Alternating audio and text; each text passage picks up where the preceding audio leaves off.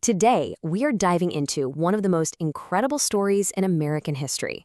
It's about a people who carved their own destiny out of the Florida wilderness, a people who, against all odds, simply refused to be conquered. This is the story of the Seminole. Okay, let's just start with the most powerful fact of all. Think about it. In the entire history of the United States expansion, with all its treaties and conflicts, one Native American tribe was never, ever formally defeated. They never signed away their sovereignty in a peace treaty. That's the Seminole people of Florida. So that immediately brings up the huge question, right? How? How on earth did a relatively small group of people resist the full power of the U.S. military and remain, to this day, unconquered? Well, to answer that, we've got to go back to how they came to be in the first place. So, who exactly were the Seminole? Well, here's what's so fascinating. They weren't just a single ancient tribe. They were actually a new nation, one that was forged in the fire and freedom of the 18th century Florida frontier. You know, their very name tells you almost everything you need to know. The word Seminole probably comes from the Spanish word cimarron, and that word means runaway or wild one. It was a name given to those who refused to be tamed, and it perfectly captures the independent spirit that would define their entire story. So who were these runaways? They were this incredible coalition of people. The main group was made up of Creek people who were moving south from places like Georgia and Alabama. But they were joined by people from other native groups and this is absolutely crucial, by Africans who had escaped slavery. This alliance became a beacon of freedom.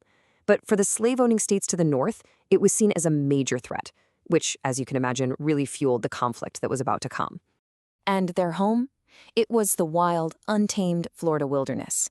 They set up their lives along rivers and deep, deep inside the swamps, a landscape that was a nightmare for outsiders to get through. This very environment would become their greatest fortress, their most powerful ally in the fight ahead. You could just feel it coming, right? This new independent nation was on a direct collision course with the rapidly expanding United States. As America set its sights on Florida, it demanded that the Seminole be removed from their lands. Their refusal kicked off one of the longest, toughest conflicts in American history. And this wasn't just a single fight. We're talking about 3 major wars that spanned over 40 years. The U.S. Army came in expecting a traditional war, but that's not what they got. The Seminoles used their incredible knowledge of the land to wage a brilliant guerrilla war. They'd strike fast and then just melt back into the swamps. It was a war of attrition, and they were dug in for the long haul. And let's be really clear about the scale of this. The Second Seminole War especially was a massive, massive effort for the United States.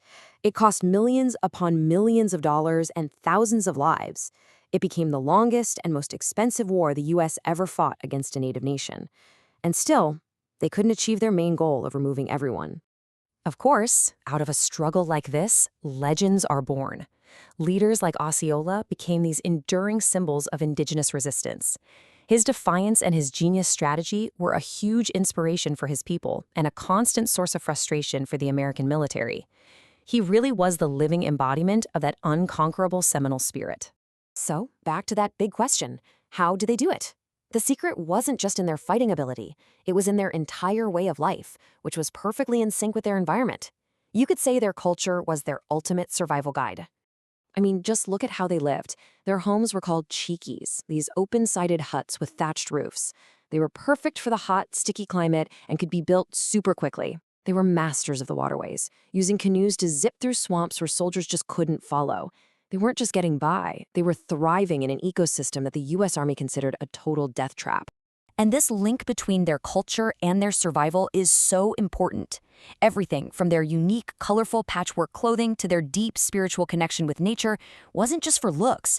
It was all part of a complete system of knowledge that allowed them to outsmart, outlast, and ultimately outwit a much larger enemy.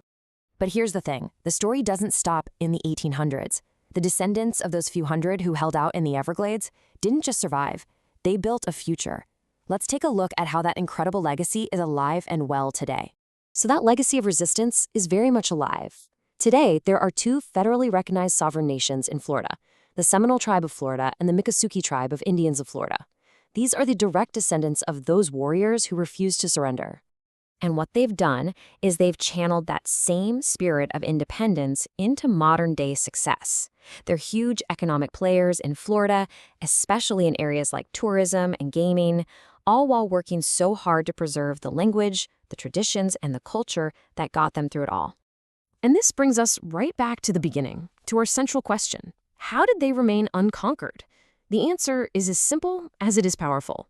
While thousands were tragically and forcibly removed, a determined group of a few hundred Seminoles never gave up. They never surrendered. No formal peace treaty was ever signed. So officially, their war of resistance never ended. And so they earned their title, not as runaways, but as the unconquered people. It's an amazing testament to resilience, to adaptation, and to an unbreakable will to just be free. You know, the story of the Seminole is so much more than just a history lesson. It's a really profound example of what it means to endure. And it kind of leaves us all with a question to think about. In our own lives, in our own time, what does it really mean to be resilient?